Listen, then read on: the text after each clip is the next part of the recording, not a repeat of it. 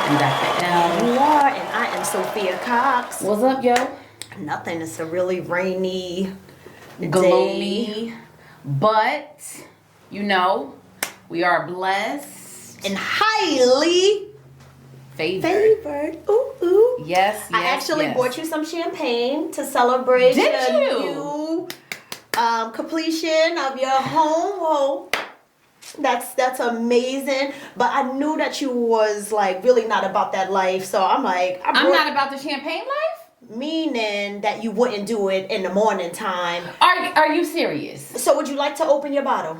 On air? Why not? It's the real therapist. Yes. Okay then. So hold on. I'm sorry that I judged you and assumed that you would not at 10 o'clock on a... No, I would not think that. Are you kidding me? Thank you so much. This is why, Content Complex is our favorite home, because just hand us our... This is the person, when we graduated from undergrad, it was 2004, it was the year of the cicadas, it was hot as shit. Well, let me put my tea And up. we was...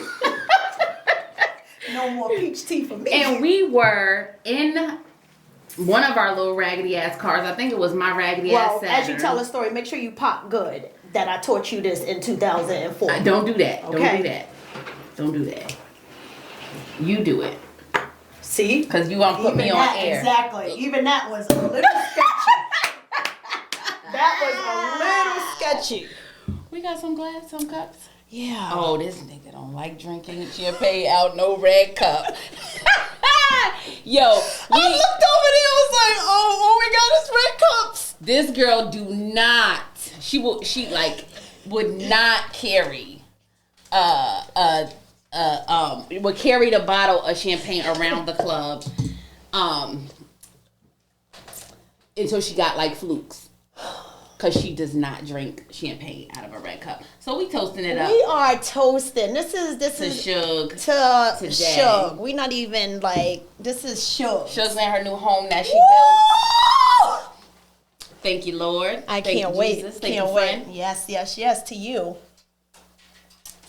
Ooh. You never know what you're gonna get here. You never sure know what don't. you're gonna get here. So yes, we Because are I didn't feeling even good. think this the Lent season. I've been fasting at 6 o'clock Monday to Thursday, and the first Friday it's like, okay, I haven't eaten anything. Went from Hezekiah Walker in the car to drinking peach tea to Popping the bottle. popping the I'm a bottle. real therapist for the culture. You can't get no realer. Never than know this. what you're gonna In get. 20 years of experience, woo!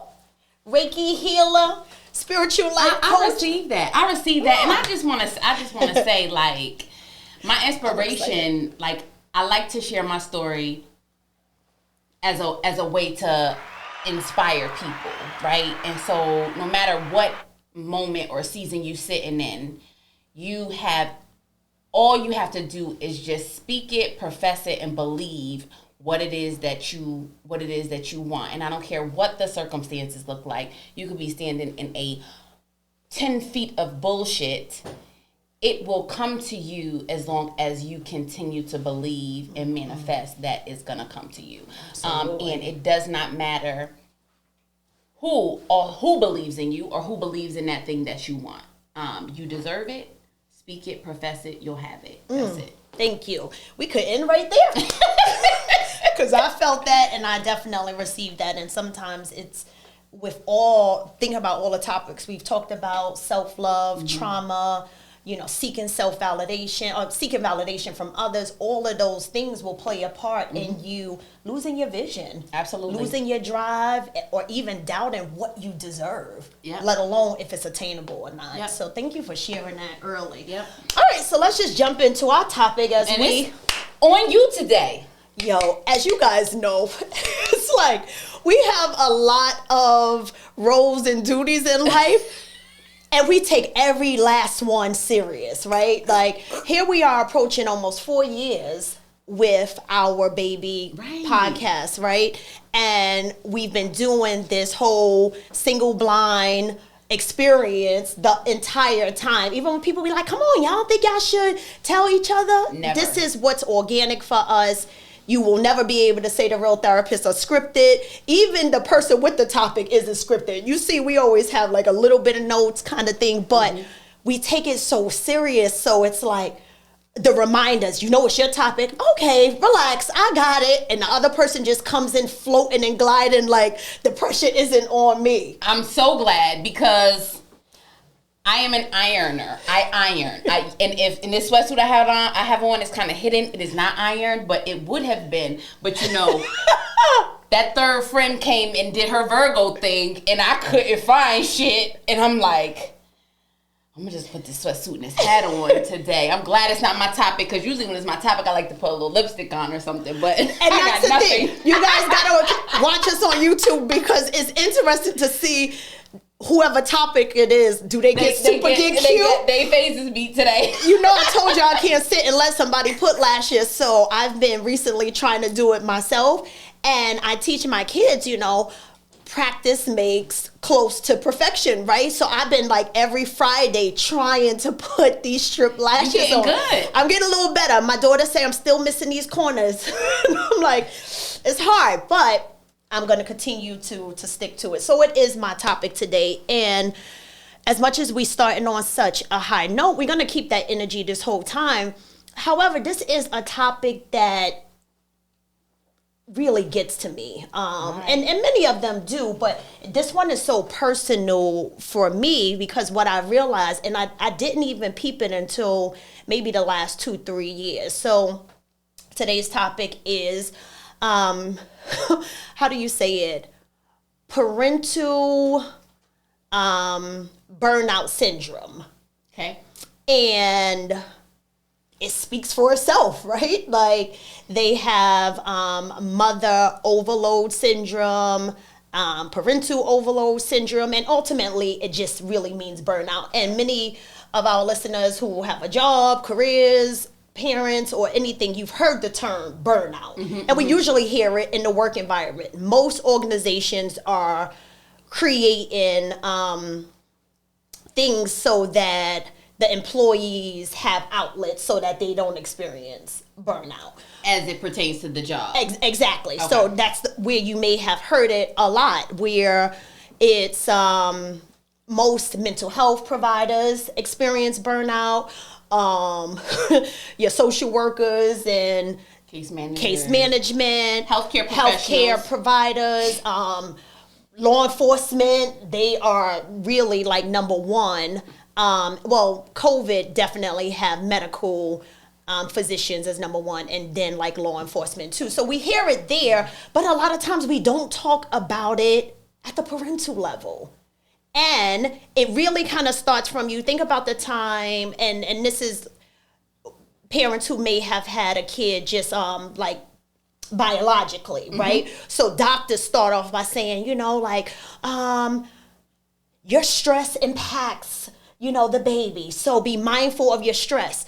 And now the first time I was pregnant with a kid that I birthed was 25, right? So in my mind, I'm thinking like, okay, trying to do everything by the book then. So it's like, don't be stressed, because the stress is gonna impact my fetus, right? And I'm like, so at 32, I said to the doctor, like, why y'all say that to people? Why the fuck do y'all say that to people that hear mortgages or this or that, or even just the fear of being a parent, and you put that pressure on them before this kid is even in the world? Like, manage your stress because that's going to impact this kid, right? So even with this child in the womb, you are already developing anxiety and sometimes even fear about, I got to manage my level of stress so it doesn't impact my kid, right? So the burnout starts to happen early years, and then it just develops. Like, can you think of a time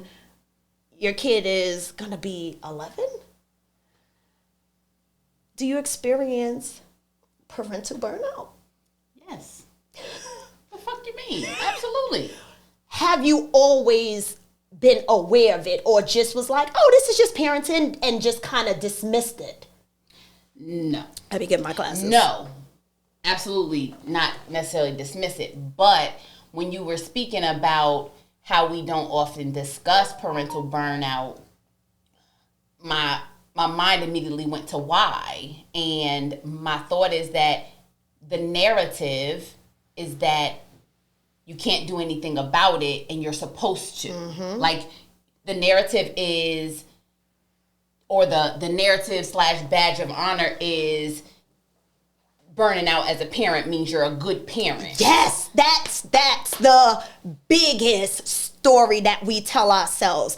I must be doing a great job because I feel crazy. If I am fatigued, overwhelmed, and look like shit more days than not because my kids look good, their grades are this and this is happening. Like, it's normal, and two, that means that I'm doing a good job. Where do you feel like we've gotten that message from? Because it's learned behavior. There you go. Exactly. Parents, right? Exactly. So it's like, I definitely, there are way more women in my family than men, and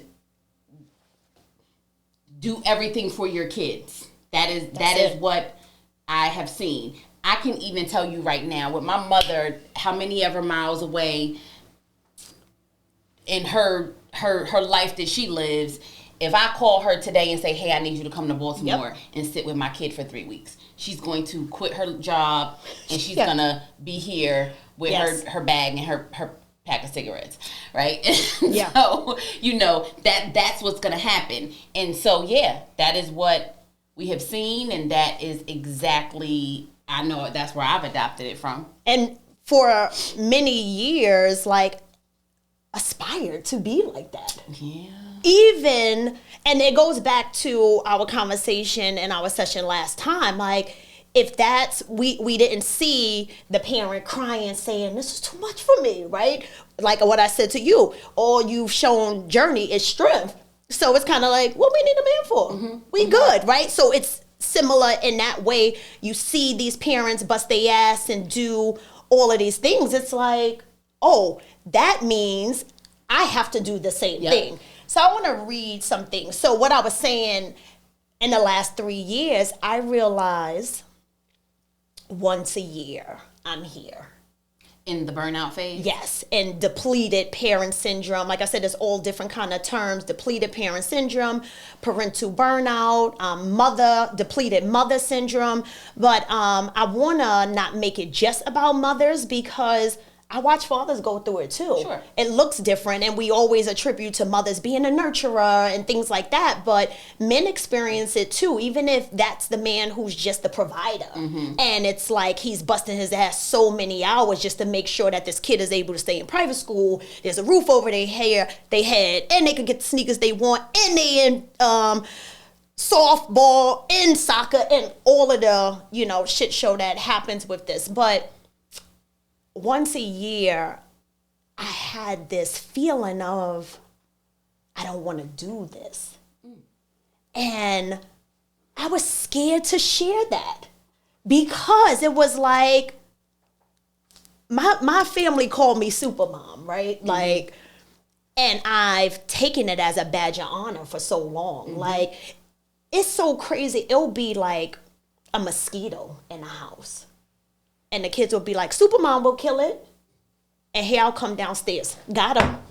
And they'll be like, I know it. That's how bad I've been wearing this cape.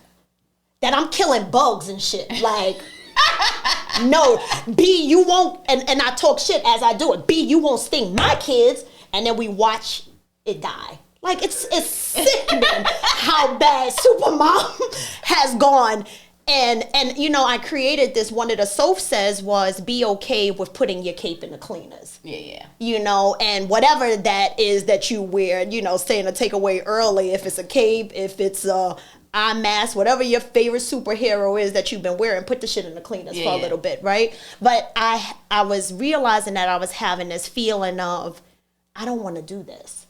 And it was like, that was scary. Like, what you mean you don't want to do this? Like, I don't want a mom.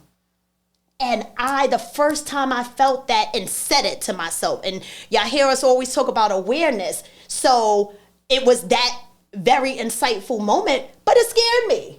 And I was crying. I felt guilty. I felt shame. I felt all of these bugged out feelings. I expressed it to my husband, and he has a very, what what's a GRE word that I would like to use? Phlegmatic, a very phlegmatic way, kind of relaxed, laid back, real poised about everything. He was like, I mean, you know, maybe you just need a day. And I was like, yeah. I went to the spa and came back and still was like, every time they called me mom, it was like making me cringe, like wanting to say, shut up, like don't call me that. And it took me a while to say it to another mother that I was like, I don't want a mom. And they just laughed like, okay, all right, don't mom for today. And it was like, I used that to give myself permission to be okay with what I was feeling. But I can honestly say, like, even saying it now still gives me chills, because I wonder if there still is a smidgen of like, oh my God, I can't believe, because people teach you that parenting is the most rewarding job, but they forget to add it's the most rewarding and challenging job. Yeah, but like, even in considering in looking at it like a job, you still need time off. Mm-hmm. You still need a break. And so it shouldn't be a problem to say, you know what, I ain't doing this shit today. Yeah. It happens more than once a year for me. That once a year shit, nah, it happens more than once a year. Yeah. And thank you for sharing that. It's profound for me once a year. Gotcha. Not saying that it's not other time, like these little crumb snatches is getting on my nerves or something like that. But when I felt it in my soul, like, like, wait, what's that? Am I gonna get in the car and drive off and never come back kind of thing? Like, yo, you need to sit with this. So I feel like it's once a year, and the first time it happened, it lasted for almost 2 weeks. Since then, being aware of it, giving myself permission to feel and be okay with it, the next 2 years, I realized it was shorter because I knew to respond faster. Gotcha. I knew to give myself grace and compassion. So, and then this time when it happened this year, we only in March. So maybe this might be my year, might hit. Again, this time it lasted about 3 to 5 days. 3 to 5 days, like a common cold. Yeah, exactly. So for me, I'll take the day off. Mm-hmm. I'll say, because I can usually feel it in my spirit when I wake up, and I'll say, you know what, I'm not doing this today. So y'all on your own. Yeah. And I'll probably have to say it quite a few times, so that y'all means Journey and her little furry friends. Mm-hmm. But you know what I do? I'm gonna have to be real honest. Please. I can't do it. It doesn't last for that many days. Mm-hmm. The next day, I'll usually go. Exactly. There you go. Out. Thank you. I need our listeners to be able to hear that. Don't miss that piece. Say it. So I'll think I'm going so fucking hard. Like, no. Y'all are on your own today. Eat your cereal, blah, blah, blah, blah, blah. Next day, I'll be making lobster and Chick-fil-A. Some packages might arrive. I'll be like extra, like as if I'm trying to like make up for the lost day. Not trying, you are making up for the lost day, right? And that is powerful, right? So I just want to read, and I just want you guys to just go with us on this journey of just starting out with giving yourself permission to, one, acknowledge that parental burnout is real. Don't let anyone make you think otherwise. As a parent, you tend to focus on the needs of your children. Many parents put so much of their time and energy into their children that they neglect their own needs. The result is parental burnout. This is a real condition. It's a condition in which you're so exhausted that you feel like you have nothing left to give. That's how I knew it was real, because even in my moments where it's like, oh, y'all are doing a lot, I'm still going to be like, oh, look, I made French toast and they are out of hearts and, stars and things like that. When I feel like I have nothing to give, I can't even say my usual speech in the morning, be creative, create the day that you want, honor yourself, blah, blah, blah. It's like, bye. I always muster out, I love you, but it's that. So just being aware when you feel, I don't even have nothing to give. that's a sign that I'm in parental burnout, right? And it looks like exhaustion. Yes, we know, and this is why it gets challenging, that this was important for me, because we discount these things because it's like, oh, life is exhausted. Of course, being a parent is exhausted. Oh, you asked for this. Yes. You decided to have these kids. You wanted 4. You wanted 2 girls and 2 boys. You wanted this, and people will discount it, which then leads you to discounting it for yourself. But knowing the difference of, I'm a little tired and exhausted, where I don't even have the energy to muster up to, and it might not be as extreme as take a shower. It just may not be your regular routine. Mm-hmm.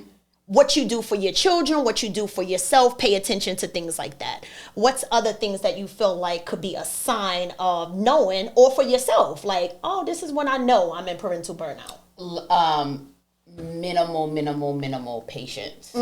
That's on the list, exactly. That's limited tolerance, as they call it.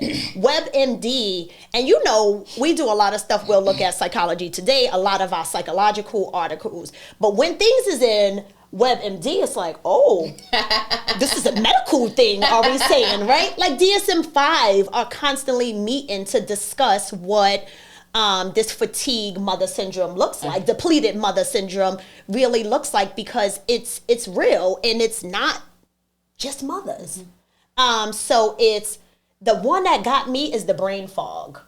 When I feel like everything just seems cloudy, I can't quite figure things out, I'm forgetting. I done said this kid field trip is this day 1,000 times. I done forgot this orthodontist appointment. Yo. And that's when it's like, oh shit. Yo.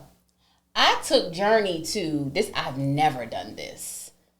And I'm not at depleted. I think I'm not at depleted right now in this moment. It's just so much going on. And I'm trying to manage all the regular and all the extra in this week.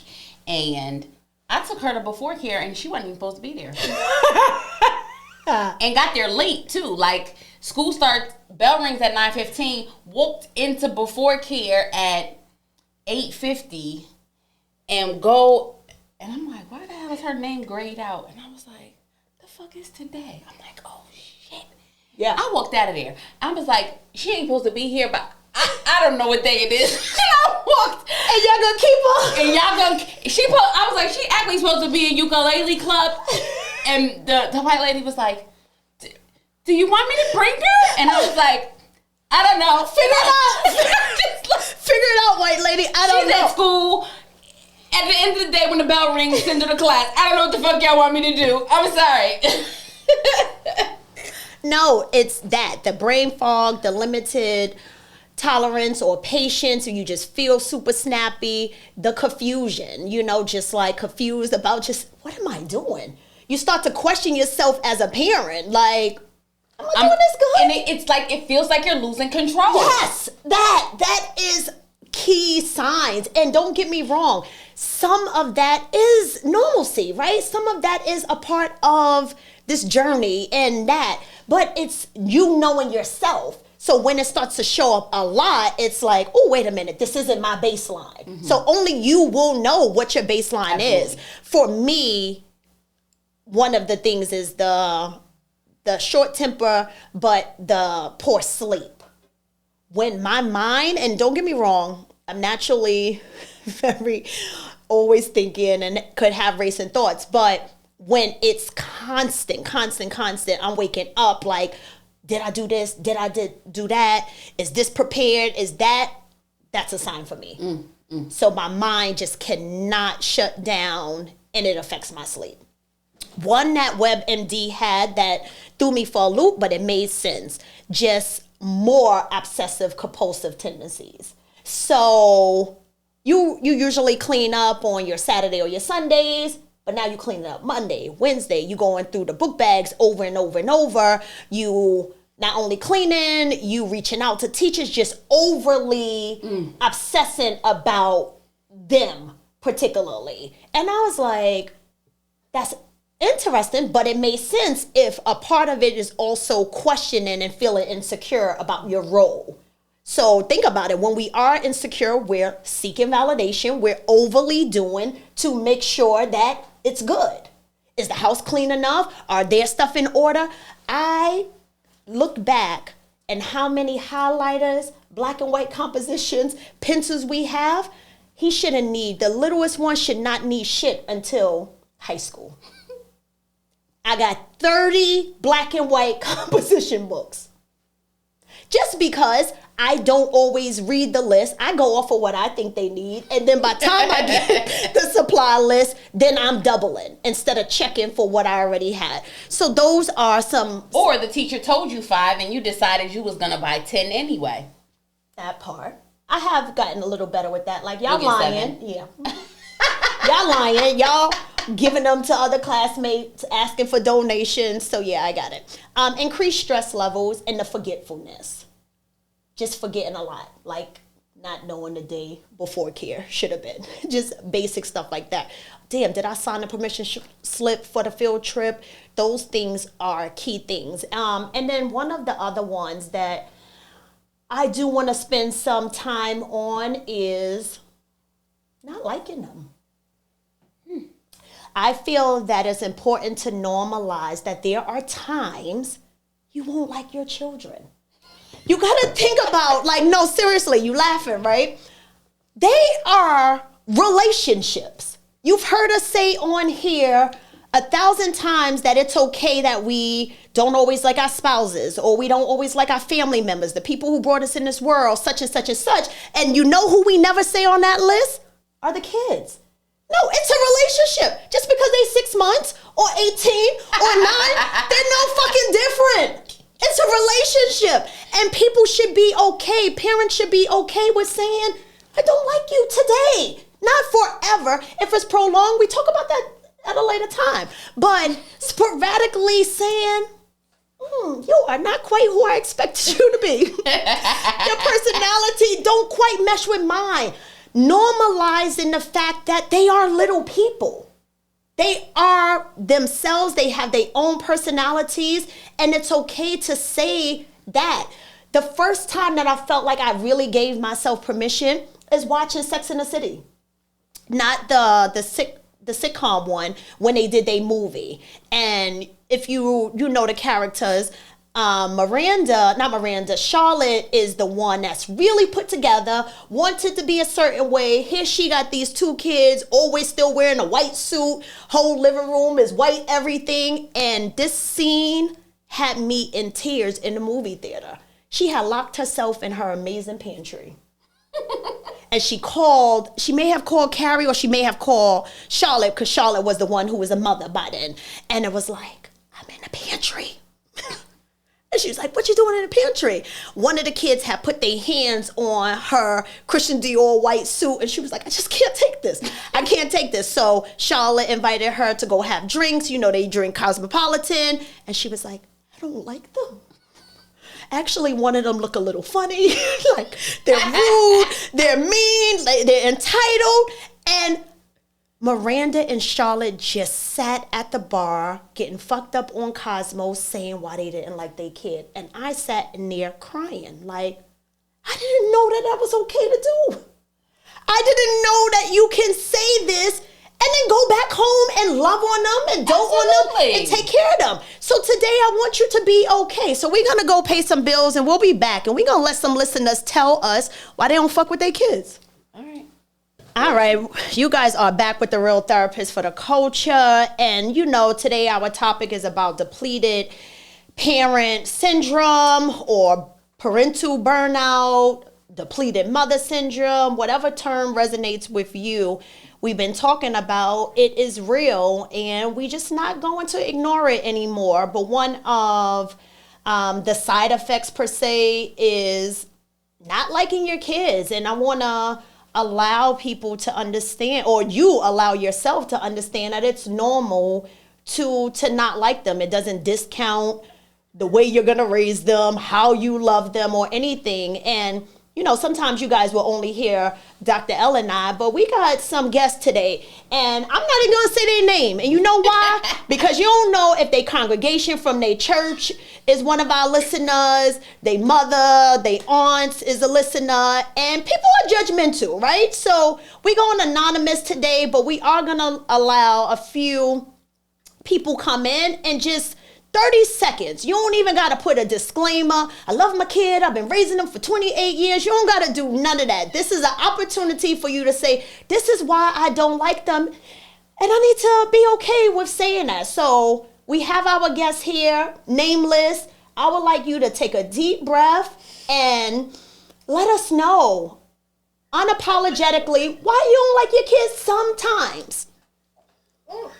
So I'm going to pull over my car. And I'm in front of a church, so I know I'm okay. And there you go. You always in the Lord's hand. I don't like my kids sometimes. My situation is I am living in toddler world and I'm living in teenage world. Both are selfish. Both are selfish in their own ways. Kids are born manipulators. That's what they do best. Lack of sleep.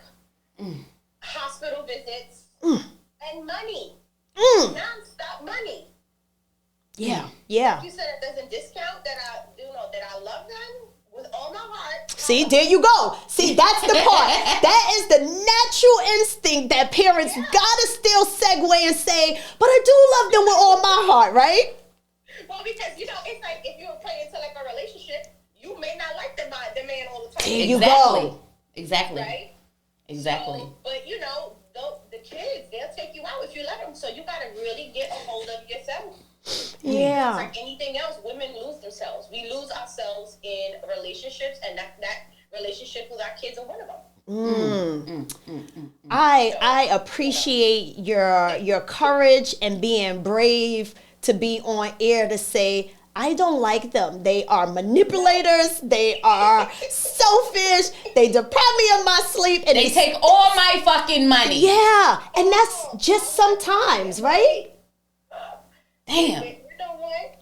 I appreciate you guys having me because it does feel good to say it out loud, right? Because you don't really say it to people. You don't want to be that parent that looks at like, oh, okay. But you know that saying that everybody says on Instagram is always like, man, fuck them kids. Fuck them kids. Right? It goes to our exactly. shirt. What one of our hoodies and t-shirts was, fuck them kids, fuck this career, fuck that spouse. It's about me today. And that was challenging. Don't get me wrong, it sold out quickly, but there was a lot of hesitation with people buying that where it was like, what are people gonna think? Yeah. We got a lot of responses. The kids had an issue with it. My kid hates the shirt. Yeah. My kid hates. She's like, "You wearing that shirt today?" Yes, I'm wearing it. Let it be. And usually that is your warning that today is not your day. Yeah, that's the warning. Yep.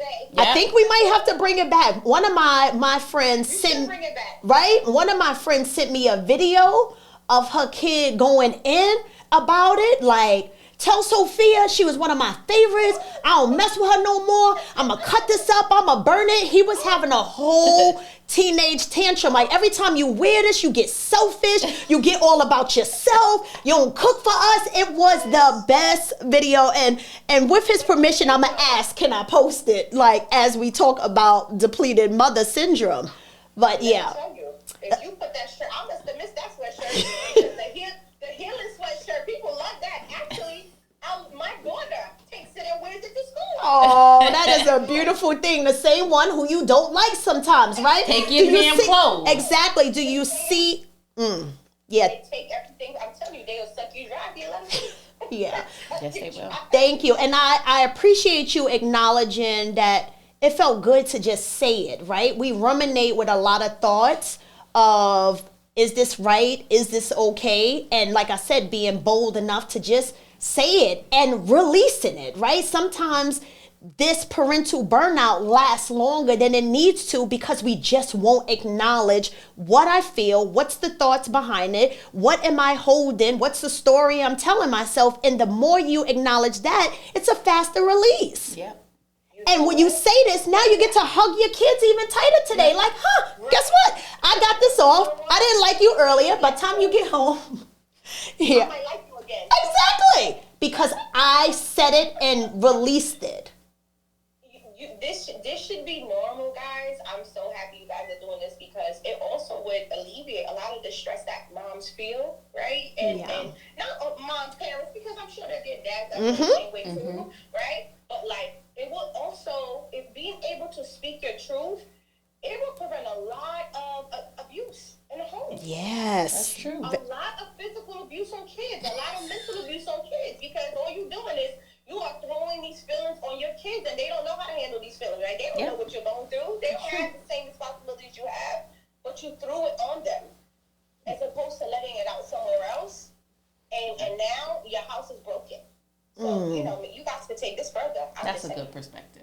Dropping jewels. good Thank you so much for, I didn't even get to that piece. So thank you for sharing that with our listeners, that this does, one, is a release for you, but it does prevent a lot of abuse, not just physical, emotional, and mental. What you bottle up has to come out. Right? So if you holding these feelings about these children, at some point you start making comments like, you just as stupid as your stupid ass father. Like you start saying very ignorant stuff that was initially just a thought, but because I didn't express this thought, now it's turned into a belief, and now I say it to you because you dropped the milk. Good point. Good point. Thank you so much for your time, nameless caller. We love you, and we will talk to you soon. And I'm so glad you're in front of the church. Say a quick prayer and a breath, and go and love on your babies. I need it. Thank you. Enjoy your day. Bye. This is that. That was just powerful. One, it's like, you know, what we know as therapists, group counseling. One of the things that I love about group counseling is that it normalizes the experience. Many times we feel that no one gets this. We think we're on an island alone all the time, right? And we are fearful sometimes to share that. Like, you know, our listener just said, our caller just said, like, do I want to say this? Am I going to be judged? What's somebody going to think of me as a parent? Are they going to follow up later and be like, hey, how you feeling about your kid today? And it was like, that was a week ago. I'm good now. Or throw it in your face. Exactly. A like, week you was the same one who said you couldn't stand that kid, you know? So it is so relieving to just own what we feel. Like, I don't know how many different topics or ways we could continue to keep saying, just own it. Own it. Your feelings are not bad. Feelings in itself are neutral. Your we give it the judgment of are not wrong. Never.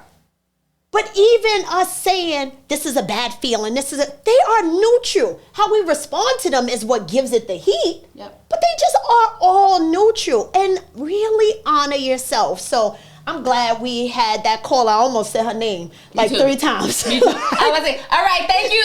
Right, exactly, right? But I'm so thankful that, you know, she was bold enough to say that they can, and at times, suck us dry.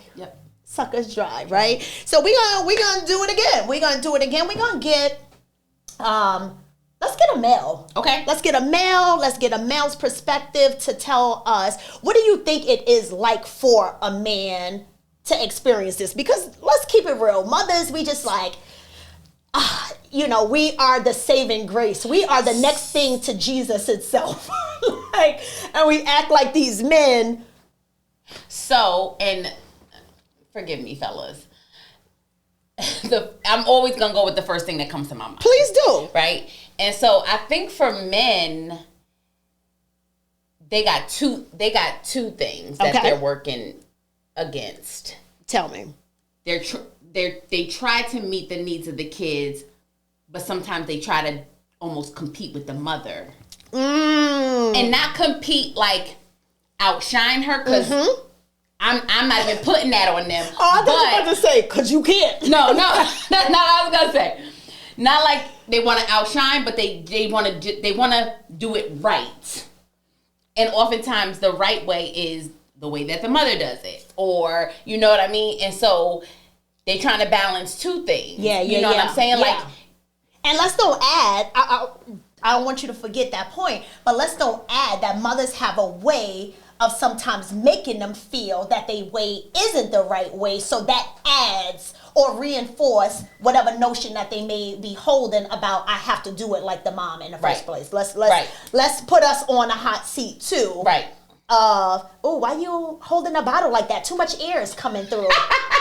Why you don't do the pamper this way? Hold the legs this way. Why you only holding one leg? So some of that unintentionally can make them feel like, ooh, I'm doing it wrong. Okay. I'm gonna take it just real basic. Mm-hmm.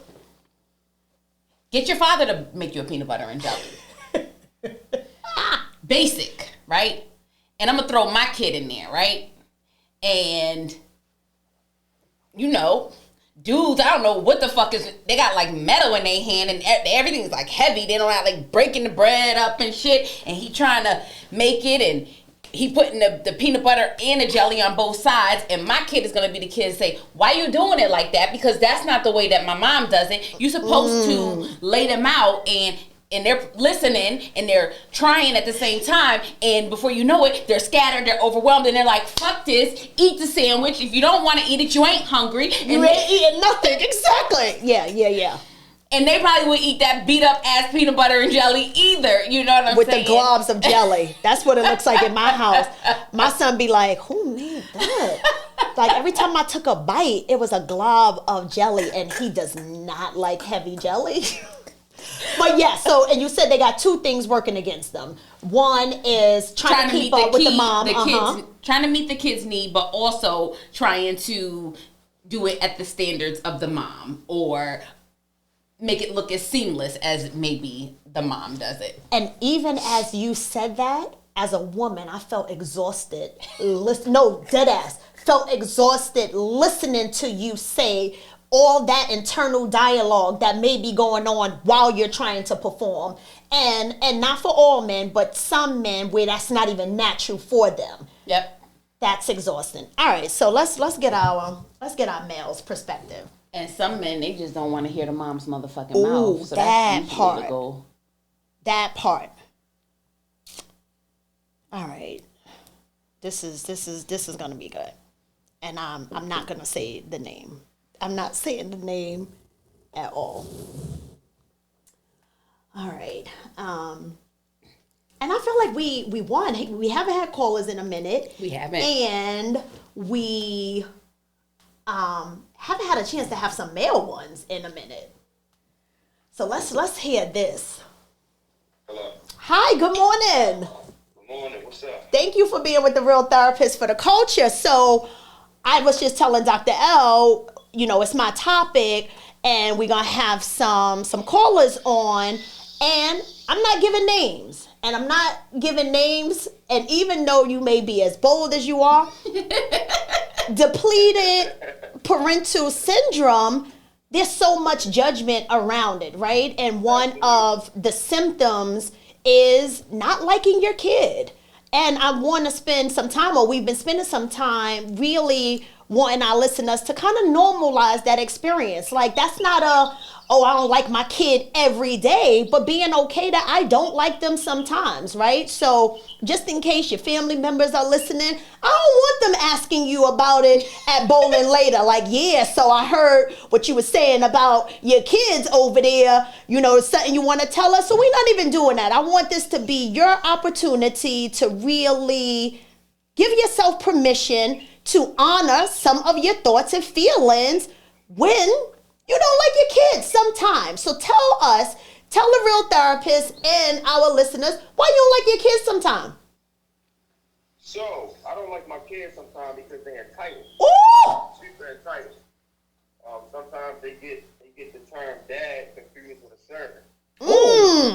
I felt that in my gut. That's one of my biggest things, entitlement. They don't really see what it takes to get to where we are in life, so they just kind of feel that it should be there. They feel like cable should be there. They feel like electricity should be there. They feel like the extra cars should be there. They feel like the trips to Florida is just nothing. It should be there. That's something you should be doing. So that's one of the parts about my kids, both of my daughters, that I don't like, the sense of entitlement. They feel like the world owes them something. Ooh. How how do they communicate their entitled attitudes? What are some things they say? Ooh, very nonchalant. Very nonchalant. I can say to my kids, like, hey, we're going to go to Florida in 2 weeks. And it just be like, Florida again. You know what I mean? Like, wow. Like, when my first time going to Florida, I had to take a 20-hour bus ride. Yes. How about that? You know what I mean? How about that? Definitely a part that eats me up, where, it's kind of the gift and the curse. You kind of want to give your kids the world, but then you kind of enable them by giving them the world and not teaching them how to get the world themselves. Yes. I really like that. I so appreciate you being just vulnerable, right? Because it is a level of vulnerability. You help create these kids, and to be able to say, yo, I don't like them sometimes, that's a vulnerable place. Do you ever feel guilty when you do feel that? I think when I didn't understand it, but now that I get older and they're totally aware, no. Oh, thank you. Once they're aware and you made them aware, then no. You completely understand what you're doing at this point. Yeah. And, I was really excited to have a male on, because like I was just saying to Dr. L, sometimes women feel like, or even I've watched women make a comment to a dad, what you tired for? What you exhausted about? And I wanted to make sure that this topic, it was clear that even though there are specific syndromes that's for mothers because of, biologically or physiologically carrying a child and what that does to the body and your neurotransmitters and all that stuff afterwards. So it is a key part that women could definitely be affected in a different way, but it still doesn't take away that men experience parental burnout too. So can you briefly tell us ways that you have experienced parental burnout? It's kind of, I think, I experienced because you kind of never can be the one to let anybody down. You gotta always be the hero when you don't have an answer sometimes. Okay. Where I feel like with the moms, the dependability is always kind of on dad to make it right, so they can kind of switch the attention on to that person. But as a dad, you kind of can never fail. You kind of always have to figure out a way. There's no such thing as no. You gotta make it happen. And that's the story you tell yourself. Yeah, that's the story you tell yourself. So make it personal for us. One thing about these therapists, they always therapying. Make it personal to you, right? Opposed to, for me, I don't get the same caveat as mommy when she can say no and there's no issues. I don't get the same. What is the word I'm looking for? Well, I guess caveat is the word. I don't. Or response. You don't even get the response. Yeah. I get the same response when I can say, "Hey, I don't have it." It's kind of a thing where it's like, well, why not? You should have it. Mommy can say she don't have it. It's kind of like it's pretty much you immune to mommy not having it. So daddy can kind of never say no. So I have to figure it out. Plain and simple. So and that's a lot of pressure. It sounds like. My daughter can say, or my daughters can say, hey, Mom, I need this, or can you be here, or can you take me to do this? And Mommy can kind of say no and scrunch her shoulders, and it's kind of like, okay, well, Mommy tired. But Daddy never can be tired. If Daddy says there's something wrong with Daddy, something's going on, why not? We'll figure it out. Yeah. So that's personal to my situation. Yeah. I don't have the same luxury, I guess, that Mommy can have and say, hey, no, I'm not doing it, or no, I don't have it. Yeah. No, I don't know. We'll figure it out. I gotta figure it out. So I don't get that same respect. If I'm to say no, or if I can't make it happen, I'm probably looked at, I guess, as not a failure, but I'm looked at as, wow, that's disappointing. Wow. That sounds like a lot of pressure. That's a lot of pressure. And I could see how you can experience parental exhaustion or parental burnout from that. That's a lot of pressure. Yeah. I think that's a lot of men, though. I know you said it's geared to myself, but I think that's a lot of men in general. Absolutely. That's actively in a household, that's actually in a position, because you can have a man in a household, but don't make he actively the world leader of the household. Well, thank you so much for being able to, be a voice for men, even if it's not all or some, but just being, again, courageous and bold to add jewels to this very meaningful topic to many of us. Right. We so appreciate you. Thank you. All right. Until next time, we'll talk to you soon. All right, have a good one. All right, bye. Oh, that was yummy. I felt that. And here I do have a man in a home, right? And sometimes you're so up close on a situation that you may not have the level of empathy to be able to see it because, one, I'm going through parental burnout myself and I'm just seeing what I'm doing and sometimes not realizing possibly what he could be feeling. Absolutely. What was that like hearing a male's perspective? Well, the other piece was, I think it demonstrates that both parents can really be feeling the same thing for different reasons. Yes. Right? Because it's I heard what he said as the pressure to provide and to show up. I think moms, we experience that also, but in a different way. Maybe not necessarily as a provider, but I will say one of the things, Journey been dancing since she was 2. I don't think that I've ever missed a dance recital.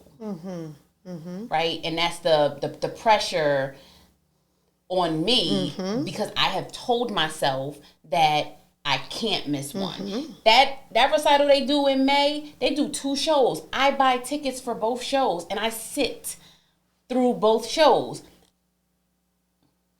No, I've told myself that I gotta go sit through both shows. Like, I don't even fucking know why I go and sit. And usually the show is on my birthday or the day before or the day after. I spent my whole 40th birthday at a dance recital last year, right? Yeah. And so a couple of years before that, because it alternates. It seems like it alternates. This year is going to be June 3rd. And so, yes, and it's pressure. It's pressure, and it's this pressure to make sure you show up. And so I say all of that to say, regardless of the parenting structure, whether, the parents are together or not, and this is my takeaway. Yep. Are we there? We are. I thought we were going to have time for another caller, but we won't. What we will do is maybe add it to social media or Facebook to just get, and even opening this up now, we want to hear you be able to do your own 30 seconds. If you send us a video clip, we'll post it. Or even if you don't want to, just to get it out, like our first caller in said, it felt good just to say it out loud. So yes, go with your takeaway. My takeaway is, the first parent that you can bond with is your if possible, your child's other parent, and letting them know, and saying to somebody, saying to another adult, saying to another parent, yo, I am in a space where I'm sick of my kids. I'm sick of them. I only got one. So and the other half of it is in a nod. Find the most safest space, whether it is with your child's other parent, your husband, your boyfriend, your friend, whomever, and saying, I'm fucking sick of these kids. This kid is getting on my fucking nerves today, and releasing it. Yeah. And, now you got new language too, right? People like when you say cutesy words. Like, even today I was like, oh yeah, I described my husband in a phlegmatic way. It's like, ooh, what's that? What does phlegmatic mean, right? Be okay with showing people, like, no, I've done my research on what I'm experiencing. So even being okay with saying, I'm going through parental burnout. Open the conversation on a glass of wine with your girlfriends or whoever, and they be like, oh, what's that? Tell me more about it. Yeah, I'm sick of my kids. Yeah, I feel exhausted. I feel pretty tired. I feel like I don't really have a lot of drive. I feel like I don't got much to give. Open that up and talking to other people, and guarantee, and I don't like to guarantee a lot of things in life, but guarantee one person, if not all, will say me too. Yep. Yep. I didn't know that that's what that was called. I didn't know that it was a real syndrome or a real term for it. Yep. So yeah, so I mean, the first takeaway for me is just the emotion identification. Identifying what you are feeling. That's it. Stop letting life feel like we got to scurry through everything. Like, oh, even when we sat down, we like, yo, your kid got to have a day today? What time we got to get out of here? What time I got a 40-minute drive back? I got to make sure that this one is off the bus, blah, blah, blah. You be scurry through life with all these tasks and forget to just be. Be present, kind of grounding yourself and asking yourself, what am I feeling about parenting today? What am I feeling about my children? What am I feeling about me as a woman, me as a man, whatever it is? So once you start to identify the feeling, then you can even say, hey, it is parental burnout. Hey, I can have the conversation, but we can't do anything until we identify what is happening internally. So sometimes people be like, I don't even know what to say. You right, because we skipping a step. Mm-hmm. The first step is, what is it that I'm truly feeling and being okay with it? I know so many people, from little girls and little boys, have told us the way you feel is wrong. What you crying for? That wasn't that big of a deal. You still crying and you only scratched your knee, or you ain't even really know that person like that. Why you still crying over their death? So many people have challenged what our thoughts and feelings are. So here we carry that into adulthood, where we doubt and question, is this right? Should I be feeling this? Should I be not? Let's eliminate that. So I guess I'm saying 2 takeaways in one, right? Eliminate you even second guessing what it is that you're feeling. 2, identify and be honest with you. Even if you're not ready to say it to someone else, just be honest with you. I don't like them. You know, the best thing that I've learned from a physician when I was pregnant was the person who owns, I don't like them, I can't stand them, is the less likely person to abuse, to neglect, to abandon. I share that with people I used to supervise. It's okay to say you're attracted to a client. You'll be less likely to fuck them. And they used to be like, oh, what? You trying to play like, oh no, I'm never attracted to any client. You're going to be bent over, sis. You will. Because it's impossible to say that this person isn't an attractive male or this. So I say that to say, when you own it, it's less likely for that to happen. For you to say, hey, I need help today, this weekend, it is less likely that you will harm or do any kind of negligent activity to your kid because you're aware something I'm not feeling right. Yep.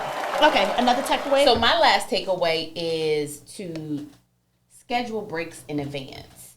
We do this thing where we wait until we're burnt out. You're at the edge of the damn cliff to say, oh, somebody help. You calling them back up when you about to fall over the cliff. No. I like that. Ahead of time. So, you know, what does that look like? That looks like, you know what? Every Friday, Journey has dance every Friday. And who the fuck wants to spend their Fridays at dance? Not me. Right? Not me. Some Fridays in advance, I know I'm not doing this dance thing. Yeah. And so before I get so sick and tired and resentful and pissed off that this is what I got to spend my Friday doing, I schedule Fridays off in advance. I like it. I really like the in advance. That is, I didn't even think about in advance, but it speaks to, if you are aware of your feelings and you process it and you saying it, it's kind of like, yeah, I know I'm probably going to need, I'm already a little off. Yep. I'm not going to do this for 8 more weeks. I like that. I like that because that ties into self-care, right? People think that self-care is always this extreme. I got to go to 4 Seasons, full day experience. No. Just having some champagne at 10 a.m. And then you're not pouring. Like, what's up? Because we finishing this $85 bottle. Yeah, we is. This is what self-care for real. Like. Your kids got you know this is in my toolbox, not this particular champagne, but champagne is in my toolbox. And that's okay. I know I can't do it every day, but it's in my toolbox. Right. But sometimes we think that it always has to be this extravagant, what TikTok show us. No, go into the dollar store to get a lavender bath salts. That could just be your self-care. In advance saying, hey, I'm not doing dance this Friday. Ooh. That could be your self-care, right? Like, stop making it bigger than it has to be. Yep. So I have 2 takeaways, and they somewhat we've already been saying, so I'm going to say it fast, is just be gentle with yourself. Yep. Like, we say it just so naturally, soft girl ever, gentle girl ever, all these different things, but have compassion. You are raising a kid or children. Yo, that is the biggest gift and job you could ever attain. That's the hardest. That by itself, you should be patting yourself on the back daily. Woo, I am the shit because I made it. I used to tell people, they say, oh, why you doing all this extravagant thing for this first birthday?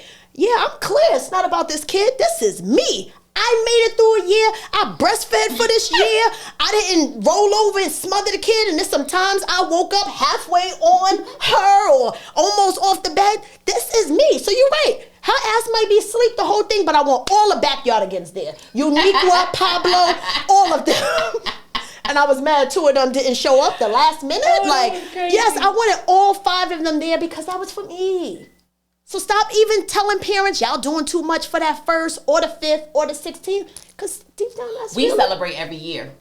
And people, yeah. Every year we are celebrating, right? But my last one on a more serious note is be mindful of these parental expectations. You know, our male caller, you know, this ain't therapy in that moment, but I wanted to challenge the story, right? Because not only it's this, your kids are putting this pressure, but that's the story he tells himself, right? That I have to show up for everything. I have to be the one to say yes to everything. Because if not, he said it's not like failing, but him saying that means if I don't, I'm failing. It feels like it. Right? Mm-hmm. So these expectations, release some of them. Make them realistic. Saying that it is 5 days in this school week and expecting the kid gonna sit down and read to me every day for an hour. That's unrealistic. Mm-hmm.